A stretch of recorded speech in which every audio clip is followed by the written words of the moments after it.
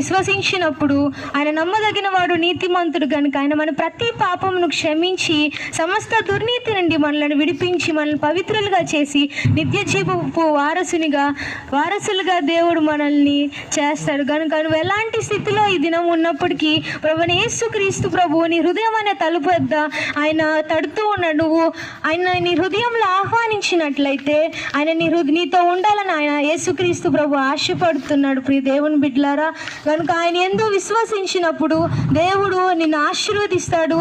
ప్రయాసపడి భారం మోపుచున్న సమస్త జనులారా నా యొద్దకు రండి, నేను మీకు విశ్రాంతి కలుగు చేసేదనని ప్రభువైన యేసుక్రీస్తు ప్రభు చెప్పి ఉన్నాడు.